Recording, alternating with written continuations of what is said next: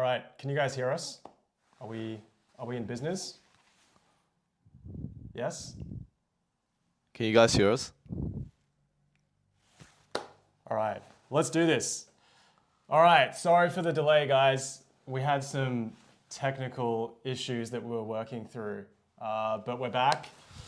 And thank you for putting up with it. But I think, all right, let's jump in because we've been trying to do this for like the last 25 minutes.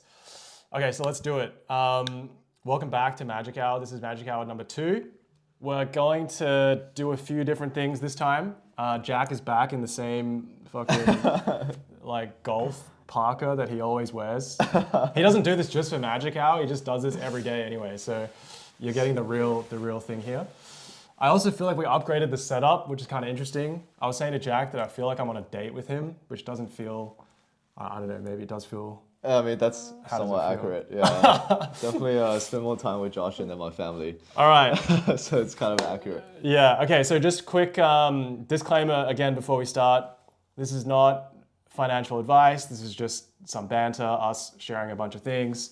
Not meant for US and UK audiences and residents. Okay, so let's jump in. So I think today we're going to cover a few things. We're going to cover a new segment, which we're going to call Bullish or Bearish, which the team has lined up a bunch of various topics and happenings in crypto, and they want to know our take on it, so we'll give our take, which I think will be pretty fun. Number 2, we want to talk about Testme, which I already see in the chat, tons of people talking about Testme, lots of when. I saw Mr. Unique, I see you in the chat. Talking about Testme, so we're going to talk about that. We'll share our reflections, how that went, and then what's to come next. And we're going to share a few more details at the end of the show today about what's to come beyond Testme. And then, what else are we talking about? We're talking about some alpha about products that we're working on. And I think you guys know a lot about what we've been working on, from like a NFT, cross-chain, wallet, a bunch of that kind of stuff. There is some new stuff that I wanted to share with you, which we can talk about. That's it. Yeah, I think that's it. Right. Oh, and then we're gonna do more Q&A. So, well, we got the chat working this time, so we can see, and then our team is also monitoring the chat, so they're gonna surface like big theme questions for us. And we started a little bit late, but we're hoping to have a little bit of time at the end to just do some open Q&A with everyone as well. So yeah, we can probably go a little longer as well. Yeah. Yeah. Okay. All right. So we're doing this bullish or bearish thing. Oh wait, actually, just before we do that, man, can we just quickly talk about the market? Yeah. Sounds good. I mean, the market's fucking awesome. Fucking. It's everything's giga green right now. It feels. Can I ask something spicy? Yeah. Is shit too green right now? Okay, yesterday, do you remember, I was like, dude, Jack, I was like, in the middle of the night, it was late, and I was like, I'm so fucking giga bullish that I sent this like leverage long. And then I woke up the next day and I was like, wait a minute. I wasn't thinking clearly.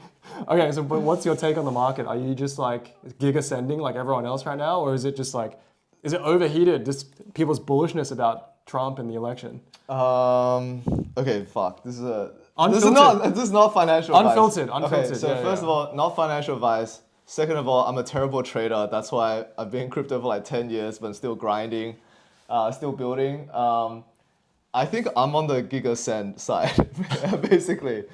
And the reason I say that is, I would say the last 2 years, especially us Magic Eden, it was bear market, right? Like, and it felt really long, and I felt like there was some false starts to the bull. But this time around, if we think about all the catalysts, it just feels, like everything is lined up, like stars are aligning. But of course, not financial advice. Generally, I've not done well, but I'm very bullish and I'm very optimistic. Yeah. Okay. I mean, we see coins that haven't been moving for the last 2 years are moving right now. Yeah, so pretty crazy. It's pretty crazy. What about Polymarket? Huh? Polymarket, what do you think? The product? Just, I mean, the narrative right now is basically that it's disrupting just legacy media, right? Because information now just gets perpetuated at a much faster real-time rate. I buy it. Yeah. I love Polymarket, the product. I've been using it, really smooth. I think it was also really smart for them to launch this mobile app just around election news. It was like really tight use case, really well built. And we've met Shane a few times. I know you know Shane really well. I actually just love the founder story, right? Like lots of twists and turns in the journey of that company, and it's amazing to see him winning. And man, he fucking deserves it. So huge kudos, man. Yep. I think when products like that's built on crypto rails that break out, it's actually a win for all of us, and it's really inspiring to see his journey and see him doing so well right now. Big time. Yeah, a lot of people have not seen the sort of 2018 sort of era grinding that, back then it was like, there were a few prediction markets. There was Augur, there was Veil. A bunch of those, they all didn't work. They failed. A lot of the infra was just not there. So it's really amazing to see this stuff actually play out and the impact that it's having. So yeah, kudos to the Polymarket team and Shane. Well done, guys. All right, are we doing bullish or bearish? Yeah, let's do bullish or bearish. Let's do it. How are we doing this, by the way? Is the team flashing up some stuff? What's the first one? All right. Let's do it. Let's do it. You gonna take the first one? Sure, I can take the first one. What is the first one? Let's hit it. Okay. Peanut. Okay. I'm bullish peanut. I'll just say it. I'm bullish peanut. I don't own any peanut, so this is not financial advice, but I'm fucking bullish peanut on the narrative and the story. Just seems outrageous that even happened, but I'm obviously bullish peanut. Dude, government overreach, man. Overreach, Let's man. fucking curtail that. All right, next one. Next one. We're on a bit of a delay, so sorry, guys. Okay, what's this one? AI meta. Oh, okay. This AI is yours. Meta, okay. Bullish in the long term, very cautious in the short term. And there's definitely, this is stuff that we're watching really closely. This is stuff that our co-founders at Magic Eden have a lot of actually personal interest in. Sid, our CTO, used to work at the self-driving division at Uber. Rex, our chief engineer, used to be one of the core contributors to PyTorch, which is like Facebook's AI framework. So when this whole AI in crypto thing broke out, we were very, very interested. And there's some really interesting new nuggets, right? Not just Goatsy, but the fact that now agents can own wallet, can control wallets. There really is some plumbing that's really, really interesting. I think I'm giga bullish in the long term, but cautious in the short term because it just feels. I do have the sense of just even in the Web 2 AI market, the sense of overhype. For example, 2016, 2017, people were hyping self-driving cars, right? And we all thought, man, taxi networks were fucked. But actually, there was people were raising huge rounds at that time. Everyone thought it was going to change the world. Robotics was coming, but it didn't play out for many years. But now it's only in 2024. You go to SF, you can now order a car through Waymo. If you go to China, for example, there's self-driving fleets. Now we're seeing the tangible seeds of reality, but it really took many years for the true potential to come to fruition. And I get a little bit of feeling about that for AI and Web3 as well. The narrative is really hype. It may be a little overhyped, but I think over the long term, it probably is a lot bigger than what we think it is. Cool. Next one. Sick. Let's go next. Okay, Web3 gaming. Web3 gaming. Maybe you should talk about Web3 gaming. I'll share my take too after. Okay, I'll share my take. Web3 gaming actually still really bullish, and we're working with some of the breakout games for this cycle, like Off the Grid, which is built on Avalanche, and that's one of the breakout titles that came out around a month ago. 5 million users plus. A lot of the users of pure Web2 didn't even know it was on crypto rails, and really, really a Steam team. I think my general take is that Web3 gaming was a really big narrative in the last cycle, and of course with NFTs as well. And at that time, you could have probably argued the market was a little too early. But over this bear cycle, we saw a lot of teams building steadily, and they had the chops and the fundraising to pull it off. So I think with this cycle and some of these breakout case studies like OTG, I'm actually pretty bullish. Right? Yeah. So yeah, go for it. No, I feel the same way. I think it was way overhyped before. We have some continued investment in gaming. Think it's obviously going to be very big. I saw Zeem in the chat was asking, are we bullish or bearish NFTs? Come on, Zeem. We're clearly bullish in NFTs. We're working on this for a long time. So I just want to say that. All right, next one. Let's keep going. What's next? BTC. All right. BTC.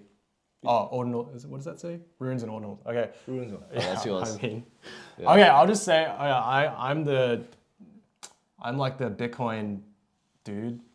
Yeah, I work on it a lot at Magic Eden with the team, and I'll just say, man, like, I think the single most slept on category in crypto right now is Bitcoin DeFi and on-chain Bitcoin. I just think that thing did not exist 18 months ago. Did not exist. Zero. No one had any prospects around it apart from building on some side chains. But now there's absolute possibility and potential to build something. All of the stuff that you guys are already using on like Sol or ETH or whatever, imagine all of that on Bitcoin, and I think that's a very, very, very real possibility. And I think that's going to be bigger than anything that we've ever seen in crypto. So I'm extremely, extremely bullish, and that's why we have continued investment. We just launched mempool sniping protection on Runes today, like 30 minutes ago. So if you guys haven't checked it out, please check it out. And then Rune Swap's coming. But I think that's just the beginning, because I think all the stuff like collateralized Bitcoin lending is maybe the biggest thing in DeFi, just by value. All right, I'll just chill. I'll just chill. It's meant to be a quick round. All right. I'll chill. But it's cool to see people on CT picking it up as well, like Unipix, Bonkai. There's some folks who from other categories. Of course, Bonkai and Unipix is from meme coins, but they've been introduced and they've seen the light, so that's pretty exciting as well. Yeah. Yep. All right, next one. Man, are these slides for ants? The writing is so small. Centralized exchange. Oh, centralized exchange. Okay. You want me to take that one? Or do you want You go first. Okay. I am. Okay, I'll say it candidly. I think that centralized exchanges are probably the best business model in all of crypto right now. But I think they are the present, potentially the past, but they're not the future. That's what I think. And the reason that I actually think that is, there's two, right? One is that very pragmatically, you can see the most interesting innovations in crypto right now is happening on-chain. It's like purely on-chain phenomenon. And today it's like meme coins. You see Binance listing meme coins, Coinbase listing meme coins, but meme coins is a phenomenon that's born on-chain. And that on-chain is where you get the most range and vibrancy. And then in the last cycle, I would say that's NFTs, right? Like OpenSea was this huge app. It was doing tens and tens of millions of visits per month. Like Magic Eden, we also caught the wave, and we were getting tons of visits as well. And of course, no centralized exchange really made NFTs work, because NFTs inherently was a on-chain asset, right? And you need this like on-chain dApp or on-chain application to really trade it and make it fun. And I felt like the centralized exchanges did not have the DNA for that. And that last cycle of NFTs, meme coins, this cycle, and I'm sure in the future cycles there'll be even more. It just seems like the pool of gravity and the pool of interest is all happening on-chain. So I think that's like the pragmatic reason. The other reason I would say is that, man, like in some ways, this is why I wrote the magic principles a while back. We all got into this industry for a lot of trends or ethos that we saw in the old world, the old internet, Web 2 or the TradFi world. But if you look at the world around us, it's actually just trending towards more like another version of what TradFi was. There are like these gatekeepers, like people talking about listing fees, Binance, Coinbase, all that is on Twitter today. It's similar, right? It's like the structures are being built up very similar to the old world. And I think really the technology of crypto is so disruptive that actually what we should do is really bring what this true technology can do to life, which is permissionlessness, decentralizedness. And I think that's the future, and that's why I say like sexes are the present and potentially the past, but it won't be the future. Yeah, generally agree. I would say I'm bullish in the sense of without them we cannot get the institutional adoption, and that I think is pretty important just from a liquidity perspective, because all this is just an asset class. But I am bearish in terms of the long tail assets, which I think is where crypto's going, like trillions of assets, small to medium cap. I'm bearish on that from a centralized exchange perspective. I think that is going to be owned by a purely set of on-chain native companies. All right, cool. Are we doing Testme? Let's talk about Testme. All right. So I think we got the wrong image up, but let's talk about Testme. So I think, okay, lots of questions in the chat about like Testme, tokenomics, a bunch of stuff. We're going to share a bit about tokenomics at the end, so everyone can chill and we will get there. But I wanted to talk about Testme real quick because there was a lot of feedback. We wanted to share a bunch of things of what we learned as well. So I think I was going to ask Jack some questions about it, and then we'll go from there. Okay, so number one, we did Testme. Yep. What did you think of it? Yeah. How did it go? Yeah. Okay. Okay. Good question. So we did Testme about a week ago, and I think basically it was a tale of two cities, right? But it was a tale of two cities, but it was exactly what we expected. So why do I say that? Well, number one, we got like 400,000 wallets actually over 3 days claiming Testme. So it was a pretty scaled test, and we got a lot of user feedback. Number two, I would say the feedback tale of two cities is some people thought it was really smooth, they liked it, they saw something, experienced something new. And then on the other side is, there was user feedback about, hey, this is like a lot of steps, like a lot of friction, right? And the wallet itself also needed some work. The mobile app itself needed some work. And my take on that is, man, number one, I'm just very grateful to all the 400,000 folks who actually took the time to share their feedback on what is a absolutely zero utility test token. And number two, like the feedback, even though some of it was, oh fuck, I wish we fixed that earlier, it was exactly what we wanted, right? We wanted to surface that feedback so we can understand the key things we need to fix to make the actual ME token claim experience smooth. So I think we can talk about some of the feedback and some of the action plans going forward. But I think why don't we do that? Because I think there was in my mind there was a bunch of big themes of feedback that at least I was seeing on X. So maybe let's talk about a few of them. Like okay, maybe one of them is like UK. We should talk about that again because we talked about that last week, but I think we can give an update on UK. Yeah. Okay. So definitely there were some users in geographies who couldn't access the app, right? And specifically a lot of feedback from UK, and fair feedback. So I think at the real ME token claim, the absolute plan is for the app and the experience to be open to the UK. There is some very special like App Store and UK regulatory requirements that we have to do. However, I'm actually really, really happy to say that we did submit our build to the UK App Store about like a week and a half ago. So we're just going through the process, making sure they go through their DD. It was accompanied by a lot of like legal paperwork, but I'm really glad we got all of our ducks in a row to make that submission. So yeah, I'm very hopeful that should be all good.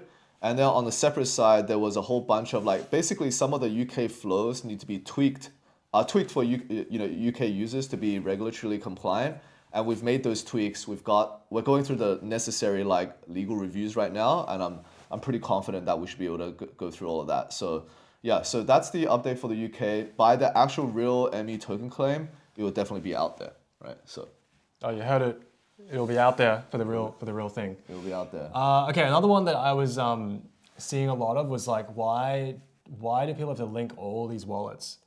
Yeah. Like, why was that step there? Yeah. No, it's really I want to talk about this like more fully later on because like there's also like general like some product things that we needed to do to make things better. But one overall point, I learned a lot in the process about setting the right expectations for users going through the flow, which is like our flow was pretty unique. I don't think it's like an industry first, like this kind of flow. And what we could have done is probably show people what the steps were up front so they had a bit more of a mental model. But the question of like why do users have to link all of their different wallets and then go through it, and the user feedback was, man, it's like fucking friction, right? Like I'm confusion, I've never seen this before. The reason is actually this, which is Magic Eden we're like in this unique position where we have users across all these different chains, right? Like hundreds of thousands, millions of users. And there is like Sol only users, ETH only users, Ape Chain only users, Bitcoin only users, and of course users that go across multiple chains. And because the token itself is SPL on Sol, we basically have to accommodate this situation where, let's say you're a Bitcoin only user, you only use Xverse, but you want to claim SPL token. So for those kind of users, and we have a lot of those things in that pattern, we have to separate the linking of the wallet that tells you whether you're eligible or not to the destination wallet where you can actually claim the token. So those two things have to be separated, and that's a very that's generally like a very industry first kind of thing, and a lot of technology went in to do that, to separate that. And then the next step, just wrapping this up, is if we're already going to separate like your eligibility wallet for your destination wallet is two different things, then we may as well just ask you to say, hey, we know a lot of users use different wallet addresses. You may as well just link all of your wallets at the same time and then click once and then just receive all of your tokens in the actual destination wallet. I think my big learning coming out of that is we should have like set the expectation upfront with users that they can expect something like this. And then secondly, I think what I'm actually pretty happy to tell everyone is if you went through the flow for Testme, you don't have to go through the flow again for ME, so you've already saved yourself a lot of that trouble. But it was fantastic feedback. Okay, I'm just gonna check questions. Testme. Okay, we'll come back to these. Okay, we'll come back to these. There's a bunch of questions around add liquidity for Testme. I'll just take that one really quick, which is, yo, Testme, it's zero utility, guys. I know I see a lot of things in the chat about, hey, should I hold, should I sell?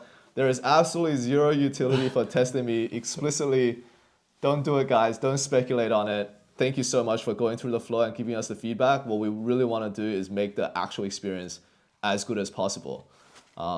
Yeah, there's a bunch of other questions around like runes and ordinals, rewards for runes. Okay, there's a bunch on ME, so let's come back to these maybe at the end. Okay, sounds good. Yeah, well, we'll try to tackle a bunch of the questions. Okay, but we see the questions, guys. We see them this time. Okay, so maybe why desktop and mobile then? Because this was across the whole experience was basically across two services. Yes. Yeah. Okay, yeah, this other big theme of feedback we heard was, yo, holy fuck, like I had to have desktop and mobile at the same time. And I think it caused some user confusion because some users were not expecting it. Maybe they were on the go. And then actually, this is the thing I wanted to talk about. There was a really, really valuable learning for us about actually just the types of users that we have. And I'll use that example to explain why desktop and mobile. So one of the big things I learned was that, one, we have pure desktop only users, and they're just like, guys, I want to fucking download the Chrome extension and then drop the token in there and like, yo, I'm done. Make that simple. And I think those users tend to be more like heavy advanced users who prefer this desktop, like, data rich experience. This other learning, which was like completely new, was we also have a lot of pure mobile users. Pure mobile users, some of them demographically based in Southeast Asia, Africa, LATAM. And they're like, I don't have a desktop. And how do I link all my wallets because I only use phone? And that's also super valid because when we think about those demographics and like technology use in those areas, it makes sense because those users use mobile and they leapfrogged desktop. And I would have to say that our flow did not accommodate very well for those user groups, and we're doing some things to tighten that up. But the question of like why desktop and mobile is exactly actually to accommodate for all of this, which is because we have pure mobile, pure desktop, and a mix of users in between, we have to have an experience that caters to everyone. And that's really part of the reason why I invested so much time and technology into building this to deal with all of the edge cases. So when we have this dual surface, desktop and mobile experience, you come to desktop, link all your wallets, you download mobile, that basically accommodates these different users who are like, I have desktop, I have mobile, now I can use the surfaces that I like, right? So that's one aspect of it, and that's part of the reason why things took a little bit of time because we were really trying to grind down this experience.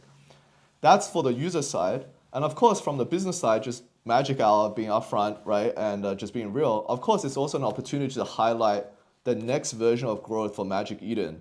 Us adopting ME token really is to accelerate our vision for the future, which we talked about in the Magic principles. And the first principle we actually talk about is make crypto easier for everyone. And to us, mobile is basically one big example of that because the world is already on mobile. Desktop was the past. And in the future, the Magic Eden mobile app, that will be the central remote control for everything in the Magic Eden ecosystem.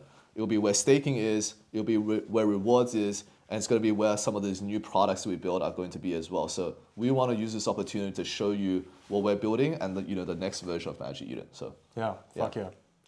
I'm just laughing because our users are hilarious, man. So as you were having this serious chat about why desktop and mobile, guys are asking you like freedom for Testme. what? Anyway, bunch of random stuff. Okay, well maybe last thing on the Testme side, then we can move on because I think we've gone through pretty comprehensive now. Okay. There were some people that did not experience like a very smooth claim flow, which is actually what we aspire to. It should be a very, very smooth claim flow. So maybe talk about, there is a bunch of product work that we are still doing in the next little bit of time. That was, so that one, I'm just really grateful. And one small story, I know we want to move it along, but basically there was, at one point we were debating, maybe we shouldn't do Testme because it's just like, fuck, there's like too many things to do. Let's just like, and everyone wants the real ME token claim experience. Let's not fuck around. Let's just do that. But I'm actually really glad we did the Testme because that feedback was really valuable. And exactly what we wanted, right? To improve it for the next time. So I think a few big learnings for, what we gathered from the community around how we can improve. I think number one is this point about better expectation setting, because this experience is very industry first. A lot of technology went into it, and the technology that went into it was to solve some really fine user problems, given that we have so many different users in different chains, different geographies, different types of platforms that they use. And one of the big learnings we have is we should actually set that expectation up front. Tell users, here's the steps involved, here's like the surfaces, you need a desktop and a mobile involved. This is how many SOL you need to have in your wallet. We should actually outline for users all of that stuff up front, and that could alleviate some of the confusion. Because as I talked to a lot of users, and my product manager spent like basically 12 hours a day in Discord over 3 days, one of the biggest things we realized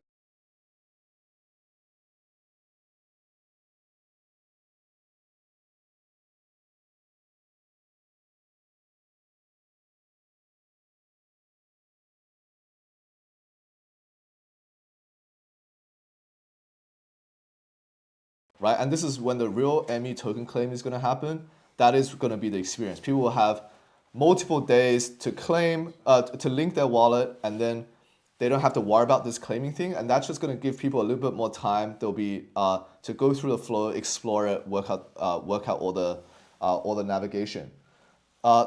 And to reiterate what I said before, we had 400,000 wallets go through the first claim. If you did that for Testme, you don't have to do it again. So thank you so much for just putting up with the first one, but it's you're like basically smooth sailing for the real thing. The last thing I think that we also found is within the core mobile app itself, that also did have some quality issues, and that just deserves to be acknowledged. Some of the balances didn't really update as quickly on time. It caused confusion. The swap was a little jank. So those are the things that we're going to take the next couple of weeks on to really sand down and hone, and that was also really good feedback as well. So yeah, thank you everyone, and just be assured that this is like number one priority inside the company, and we're trying to make this as smooth as possible for the real thing. Yep. Sick. Good shit, man. It was good stuff. Good shit. All right, it was good stuff. All right, I see the chat. Everyone is like, guys, just tell us when for the real thing, and I'm gonna say this, wait till the end. What does this mean for the real ME? What does this mean for the next step? We will be revealing some alpha. So I see the chat. I'm definitely acknowledging it. And we got some more stuff to go through, and then we've got some really cool news to share. Shout out to the Gizmo cabal. Look at that. Love to see it, guys. Love to see it. Let's go. All right, let's keep going. All right, let's do this. What's next? Okay, so next, all right, I get to put you in the hot seat this time. So I'm gonna facilitate. Okay, so the next section we have for us is we're gonna share some product alpha, actually. So we've been saying, everyone's been talking about ME, Testme, but to us, actually Testme and ME is just one thing in the broader journey of Magic Eden. What we really wanna do is yeah, just tell everyone what we are really about, what we're trying to build towards. And one of the things I mentioned is in a previous post is the next version of Magic Eden is going to look like an on-chain Binance or on-chain Coinbase. All chains, all assets, we're going to allow people to trade all different categories of things. But all of these assets are purely on-chain and permissionless. So in that sense, I would love to ask you a little bit about some of the things we're doing around fungible tokens. Let's do it. We are going to do something on fungibles. So Joshin is the Bitcoin guy and the fungible token guy in Magic Eden. So why don't you tell us a little bit about what are we doing in fungibles and why we're doing it? Yeah. Okay, so most people are probably very familiar with like our NFT roadmap. It's kind of like many chains. We're actually adding a chain today. Is that right? Yeah. I think we are. Yeah. And that is going to be a continued focus for us. The other side, which is relatively newer for us, but I'm going to share more about now, is we've been working on a few things regarding token trading, like fungible token trading. And this all goes back to this vision we have of like all chains, all assets. You should be able to trade any of the long tail stuff on Magic Eden.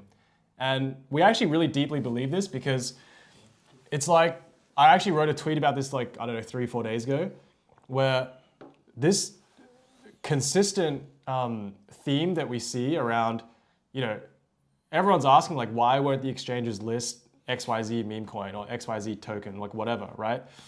I think we're just gonna continue to see that happen over and over again.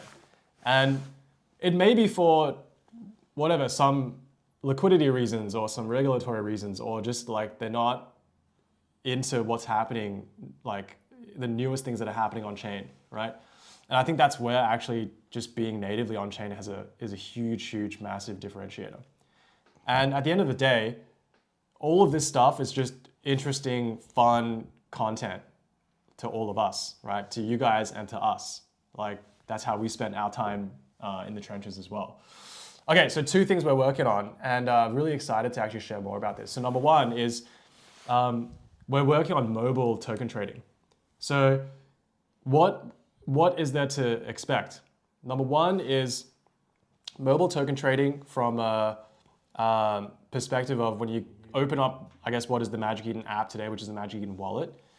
It's going to start looking a lot more like a very opinionated trading experience. It's going to start looking more like effectively like a Robinhood, but for all of the long tail crypto assets across all the chains. Because our wallet is already a cross-chain wallet, so we're just going to add trading of all these assets and do it in a very seamless way. And you guys can, I think we're showing up some of the screens here at the moment. There'll be category discovery. There's going to be all of the various like data that you need to basically trade. Very easy onboarding. Very easy fiat onboarding. All of that. So that's on the mobile side. The big difference, I think, that people will start to recognize fairly soon, and I'm going to say within the next month is when all this stuff is basically coming, is that when you actually open the app, the homepage is going to look really different. Because I think most people are used to effectively these like super, here's your balance, right? It's like a general wallet.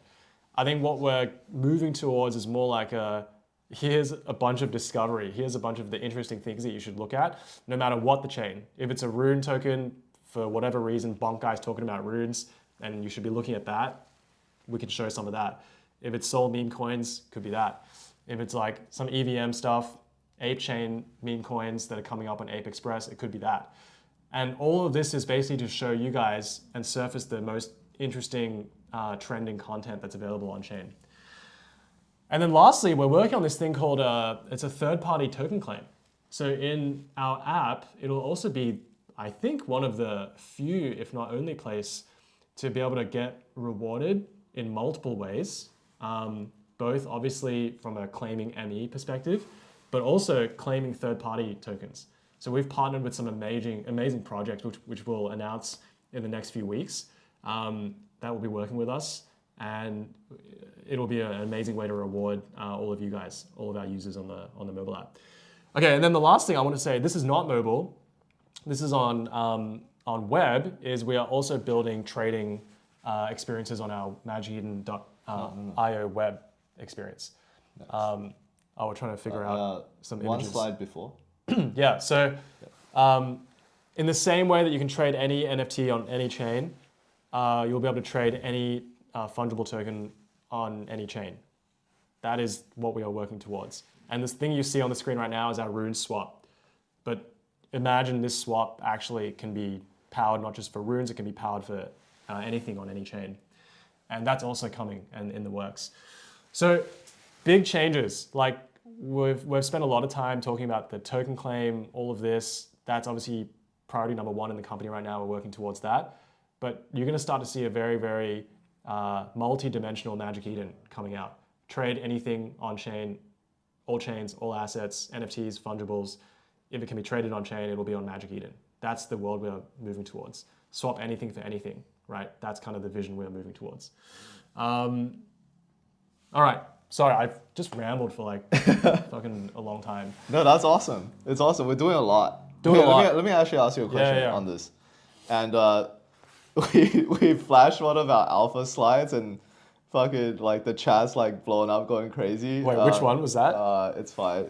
We're gonna still talk about it at the end. I think there's some misinterpretation. I'm looking at this chat. It's really hilarious because last time we didn't have this chat and I thought everything was silent. I was like, yo, tough crowd. Yeah. And I got it in the last 3 minutes and people were like, what the fuck? We've been talking to you the whole time. You've been not answering. And this time I'm looking at the chat going, oh goddamn, we like flashed a slide, like classic. The final like Easter egg slide and everyone's talking. But I'm gonna say what I'm sensing is people are very excited to listen to you. I want to know, what are you most excited about out of all the things we're launching? And number two, how do you manage to get all this shit done? Like you're doing Bitcoin, you're doing fungibles, and people think like Magic Eden is like monstrous company with like a ton of people, but I think we're like 130 for all the different surfaces we cover, which is still pretty small. Let's illuminate what are the surfaces. Yeah. Okay. Mobile. We have mobile, Bitcoin, Sol, EVM, and then we have fungibles, right? Yeah. And then obviously token claim. So six. So six things across 130 people. Yeah.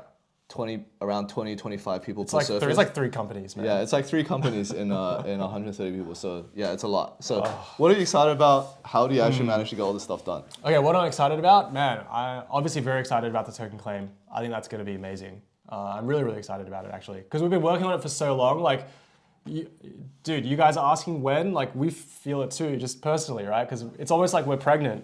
And we've been pregnant for like, I don't know, a while, and working on this token claim experience. Fifth trimester. It's like an 8th trimester, you know? It's like, and I want to just like pop this bad boy. So that's number one. The other thing I'm honestly really excited about, I actually think no one has executed on this all chains, all assets thing.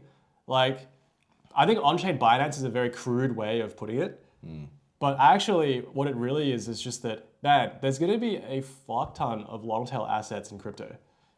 It's just, you can already see it. There's like trillions and trillions of just tiny market cap assets. And it could be assets for like cultural memes, assets for like communities, assets for anything, right? And these can have short life cycle spans or they can have long life cycle spans. And there should just be a market to trade all of this stuff. It should not be like, oh, I can't wait. Like, when will this be listed on this venue, right?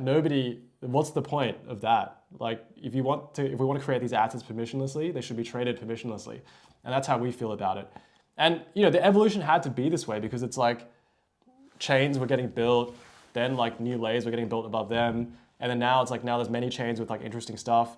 And then someone needs to pull all this stuff together into like a very nice, cohesive, very user-friendly experience. So we really deeply believe in that. And, you know, our evolution here is we think we can pull this off in the next couple of years. Like, I really believe that. So I'm really excited just to crack on with this plan, you know.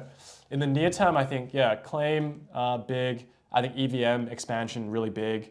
I think like it just goes to show as we've added all these different EVM chains, like, you know, I think it's like I saw somewhere it's like a third of our users were on A chain last week. Or something crazy like that. So shout out to like that community that's just been going bonkers there. It's been amazing, right? And that goes to show the strength of what can just happen very organically in crypto in like a second. And manifest that, extend that out to many, many ecosystems. I just think that whoever can pull that together with a cross-chain DNA, very user-first DNA, mobile-first DNA, that is a huge opportunity in crypto, and that's what we're going after. Well said. All right. Cool. Oh, how do I do it all? I don't know, man. I honestly, it's actually the team. The team is amazing. Yeah, we have some amazing people on the team. We should actually get them on this Magic Hour. Yeah, we should. You know? Yeah, we should. I We think really should. talked a little bit about this on a few different spaces, and by the way, I'm good. Anyway, I talked about this on a few different spaces, but there was a period where when Magic Eden initially hit 100 people, we didn't really know how to operate at that scale. But over at the last 18 months or so, we really became very opinionated about how to operate a team with that kind of scale and execute all these things at a high quality all the same time. So no, Department of Government Efficiency, bro. yeah, exactly. Cool, awesome. All right, let's do this. Okay. All right, we've got 20 minutes left since we started 30 minutes late. We've been doing this at 40. Let's do this. Let's talk about the last thing, which the chat was blowing up about. Oh, is that what they saw? Yeah. Oh, Fuck me. And then we'll do Q&A. We'll do like 10 minutes of Q&A. Okay. So next slide, the Easter egg slide, please. All right. Cool, guys. Honestly, TGE is not November 18th. I feel like we needed to correct that, but anyway, it's just been like a comedy of things that happened today. But yeah, so very excited to announce that Magic Eden Foundation, MP Foundation is going to be announcing their tokenomics on November 18th. So that's the next step. Thank you so much, folks, for being with us through the journey, going through Testme, providing really valuable feedback for us. We know there is so much anticipation for what's coming up next. So of course we wanted to share what's the next step here. So next one is Tokenomics. ME Foundation is going to release it November 18th. November 18th. Yeah, this is not TGE, everyone. Just get that straight. But Tokenomics from ME Foundation is coming out. And I think next Magic Hour, we should get ME Foundation onto the show. Yeah. So next, I think by next Magic Hour, this will be some really good content to talk about. Yeah. So we should use that to also answer questions from the community and share more of our plans. Yeah. All right. Should we go through some of the questions now? All right, let's go through open questions, guys. Okay, so the chat's kind of crazy. We're trying to just what we're gonna do here is the team has been collating just themes. So the live chat is it's just a little hectic, but we're gonna try and get through just the big buckets. Okay, so I will start with the fun ones. Oh. Okay, hi Jack. Love what you guys are doing. Is there any possibility that I can get a CS internship at ME? You know what? I respect the hustle, man. Why don't you send me a DM on X? Or I think there's an open application on our careers page. Yeah, let's figure something out. One really funny thing is that we used to have this model where we will have folks trial work at Magic Eden, and they'll come in for a few weeks because things were pretty frenetic. And I would actually have to say some of our most important features were built by folks who are on this trial period. So anyway, we definitely respect the hustle, and thanks for the question. So let us open some entry points for us to get in contact. Cheers. Nice. Is that a weed plant behind you? It's not. It's not. But one of the things that I think last time when we did this and we watched the recording of the last Magic Hour, we thought, the background was a bit sparse. Nah, it looked very Spartan. It was fucking prison vibes. Yeah, it was prison vibes. So this time we got the purple mood lights. We got some plants. Shout out to our team who set this up for us. But now it feels like Josh and I are on a date, like a man date together. So maybe we'll do some more calibration. Next time we're gonna have a glass of red, and then we already have the mood lighting, so we may as well fucking crack on. We should look at some cannabis laws or something. Maybe we should These do are like just a Snoop Dogg. these are just bamboo plants or something. I don't know. All right, so there's a category of chain expansion questions, and there's a category of runes and ordinals, and there's a category of ME. So we'll do it in that order. If that sounds good, guys. Okay, when are you adding Aptos?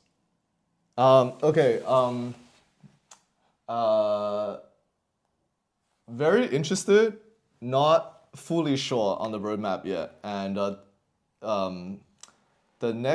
the big theme for us in Q4 in terms of chain expansion is EVM. I think we're announcing a chain today or this week, and it will be another EVM chain. Aptos and Sui, like the Move ecosystem, we're very interested in. And of course, like Sid and Rex, they came from Facebook before, so they had a lot of heritage and lineage, right? We are very interested in also like the Move language. There is some really significant benefits it has for dApp developers. So we are looking at it. It's just more of a technical and resourcing thing where as we build more stacks in the backend, we support Sol, which is on Rust, EVM, which is on Solidity, and then BTC, which is on bytecode. It kind of fragments our stack, and for us to provide the best user experience, we really have to be thoughtful about how we add new stacks. So it just takes a bit of work and a bit more thinking for us. But very, very interested. Q4 is more going to be about EVM. Yeah. Okay. If you guys have some views about Aptos, we'd love to hear it as well. Because actually, yeah, share what you think about Aptos. We'd love to hear it. I also just realized that we kind of jumped the gun, and I said a chain was launching today, but it's actually, I don't think it actually is. Oh. I feel like we're like rugging the team a lot when we come out and do All right, these guys, things. it's episode 2, so just bear with us as we work out the kinks and make this like a more well-oiled machine. Don't listen to us, basically. Yeah, exactly. Actually, maybe take 40% of what we say with a massive grain of salt. Yeah. Okay, keep going. What should we jump into like runes? Oh, okay, maybe this one. Will you ever add a one of one art section? Artists are the backbone of our ecosystem, and a lot of one-on-one artists are struggling. So let's do this one, and then we can go to runes and ordinals. Okay. Well, I mean, this is something we've talked about for a long time. Yeah, we actually have. Yeah, so would you like to share? We've talked about this a lot, actually, and like one of the most frequent requests we get from creators is actually to set this up on Bitcoin, because like people want their expensive, high-value assets on Bitcoin. And we've seen like some really high-value stuff get inscribed on Bitcoin. So we've thought about basically setting up just like a new page, separate experience for one-of-one art and just art in general. Yeah, I mean, just a question of like how we fit it all in at the moment. I think we're definitely interested to support artists. We've obviously been very pro-creator through our history. And if there's ways for us to support them on a continuing basis, we'd love to. Whether that's building a completely new vertical experience, probably not in the near term, but in terms of other ways, we're very, very open to it. Have high appetite to work with creators. Went on. What's okay, that? There's another question. Oh man, there's so much interest about chain expansion. Okay. Okay, that's actually a good one. Okay. So I'll take this one and okay, very interested in. Okay, guys, I actually would love to hear a little bit more from the chat. Are you like, what do people think about Telegram?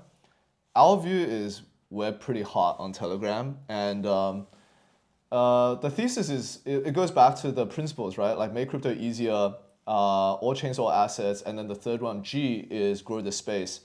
And one of the core things that we also like in service of growing the space is we want to meet users where they are. And predominantly today we have like a desktop. Previously it was Magic Eden was primarily a desktop experience.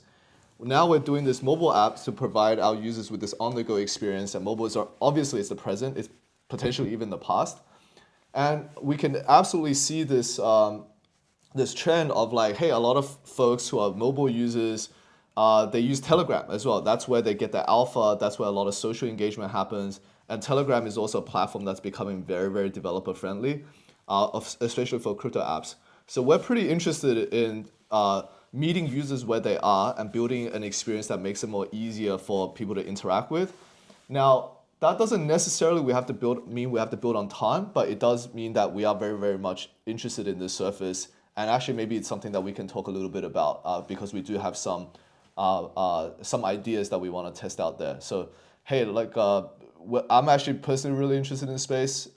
If folks from the community have like thoughts or feedback or even ideas, I'd really love to hear it. So yeah, thanks for teeing this one up, guys. Dude, mobile's the future. Ton, big time. We should do it. Yeah. Yeah, I'm bullish. All right, so let's do a couple of these runes ordinals ones. Yep. And then we go to ME. Yep. Okay. Do you plan to improve bitmap filters? What's your take on bitmap? We're open to it. Would love the feedback on what you guys want to see from a filters perspective. To be honest, I personally have not looked at the exact experience on bitmap for a little while. I know bitmap was one of the early collections that was actually doing a lot of volume in ordinals, so we are very partial to bitmap as one of the early things. Happy to hear it. If you guys have specific things you want to see on the filtering side, not just for bitmap, but in general on ordinals, like let us know. Definitely very open. Opinion for Memento Mori. Look, that was like I think that was a fun day. You know, I think anything that Casey and the ordinals team touches, it's obviously gonna get a lot of activity and mindshare, which this was no exception. So crazy day on Magic Eden. I think it was like 140 Bitcoin in volume or something in the 24-hour period, which is insane. So I thought it was a fun thing to do, very specific moment in time.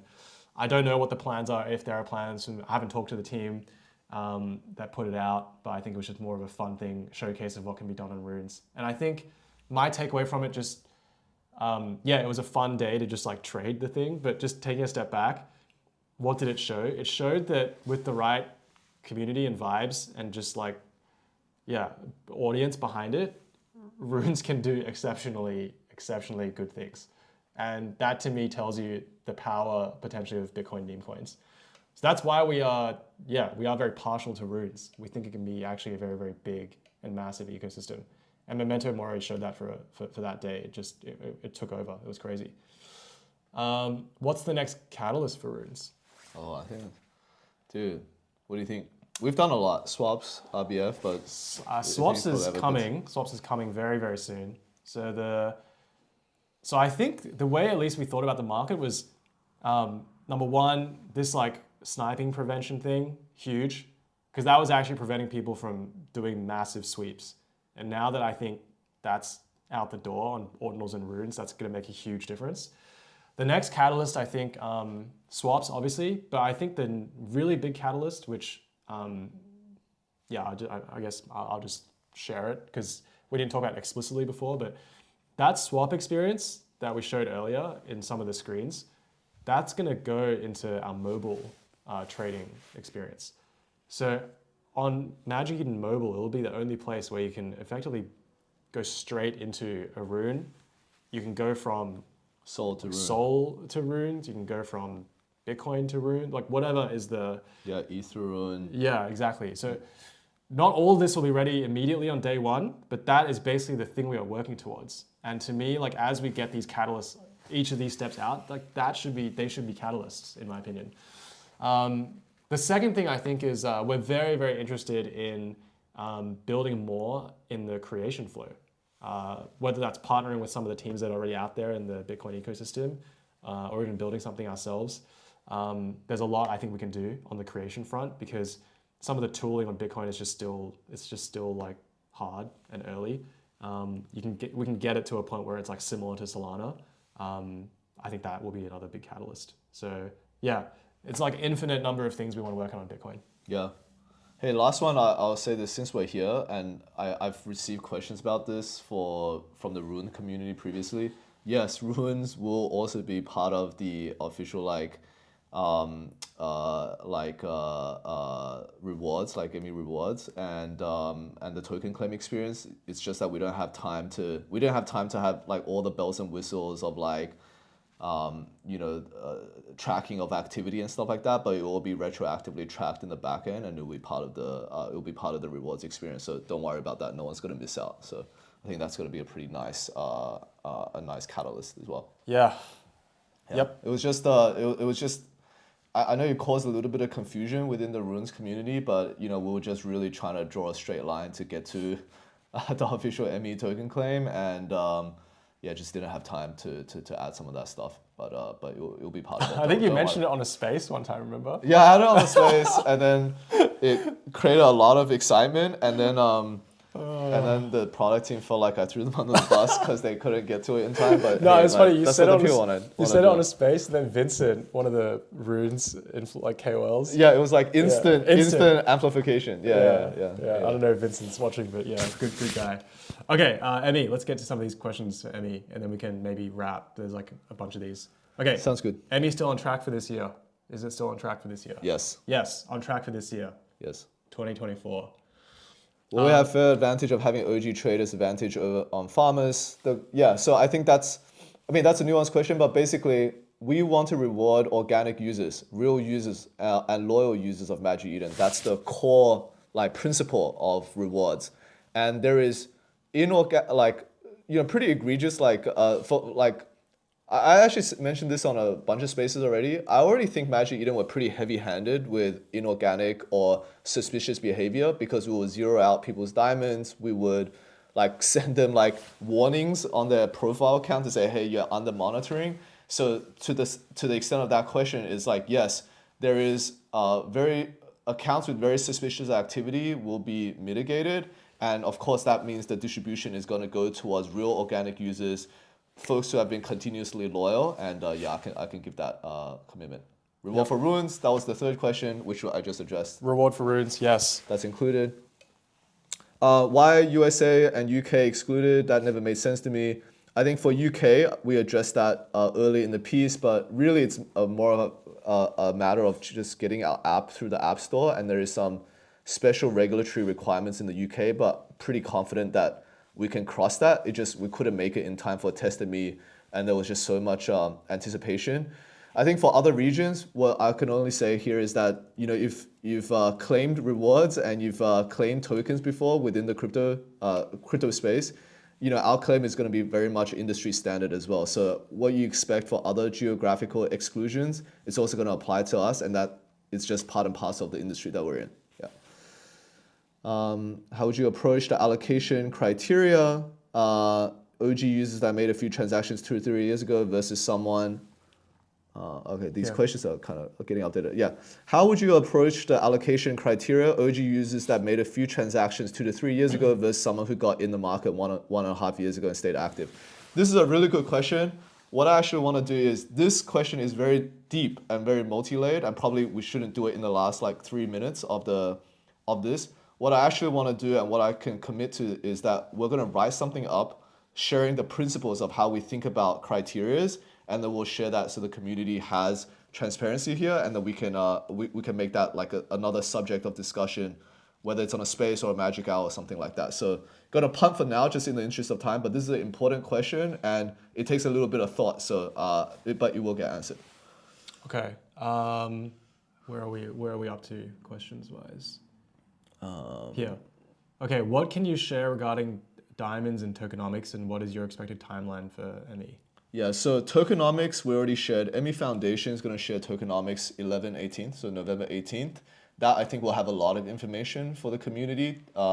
It's better for that just to be come out through a formal announcement. I don't want to say some details. It's not really for me because ME Foundation should be sharing those details.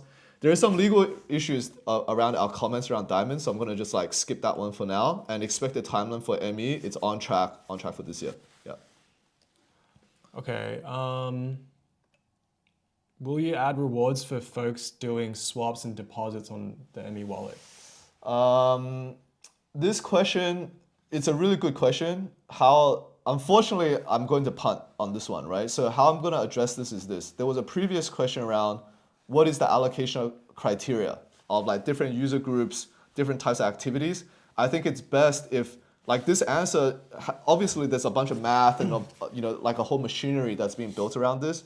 What I can commit to is that we will publish something that will provide some information about this to the whole community. What I want to do is actually share the whole information as one holistic system so that we can talk about principles, rationale, rather than answer them ad hoc like this, because I think that's just going to raise more questions and create more confusion.